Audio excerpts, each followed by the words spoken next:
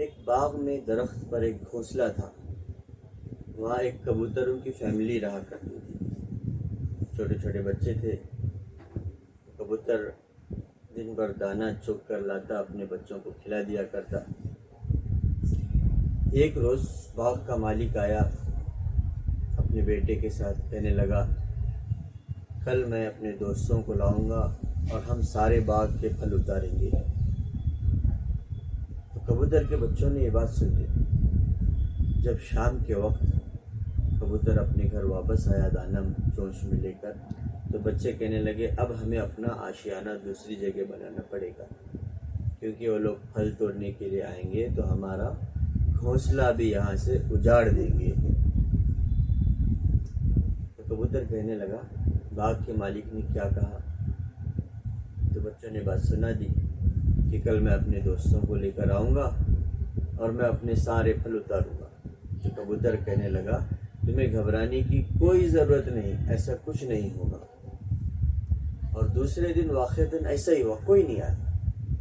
کچھ روز گزر گئے، دوبارہ باغ کا مالک اپنے بیٹے کے ساتھ آیا اور اپنے بیٹے سے کہنے لگا کل تو اپنے دوستوں کو لاؤں گا اور ضرور سارے پھل اترواؤں گا۔ کبوتر کے بچوں نے یہ بات دوبارہ سنی۔ جب شام ہوئی کبوتر واپس آیا، کبوتر سے سارا ماجرا واپس بیان کر دیا۔ تو کبوتر کہنے لگا گھبراؤ نہیں، ایسا کچھ نہیں ہوگا۔ واقعتاً ایسا ہی ہوا۔ اس کے بعد بھی مالک نہیں آیا۔ کچھ روز گزر گئے تو باغ کا مالک اپنے بیٹے کے ساتھ آیا اور بیٹے سے کہنے لگا میرے تو سارے دوست نکمے ہیں، بس نام کے ہیں، کوئی کام نہیں آتا۔ کل میں خود آؤں گا اور اپنے سارے پھل خود چڑھ کر میں اتاروں گا۔ تو شام کے وقت جب کبوتر واپس آیا تو بچوں نے اس سے بات سنا دی کہ آج باغ کا مالک دوبارہ اپنے بیٹے کے ساتھ آیا تھا اور اس نے اپنے بیٹے سے کہا کہ میرے دوست کسی کام کے نہیں، میں کل آؤں گا اور خود اپنے درختوں کے سارے پھل اتاروں گا۔ تو کبوتر کہنے لگا اب ہمیں دوسری جگہ آشیانہ بنا لینا چاہیے۔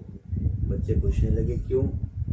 تو کہنے لگا اب تک باغ کا مالک دوسروں کے بھروسے پر تھا، اور جو دوسروں کے بھروسے پر ہوتا ہے وہ کبھی کامیاب نہیں ہوتا۔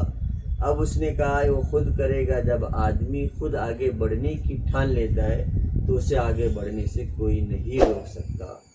اس واقعے سے سبق ملتا ہے کہ آدمی کو دوسروں پر ڈیپینڈ نہیں ہونا چاہیے، اپنا کام خود کرنا چاہیے۔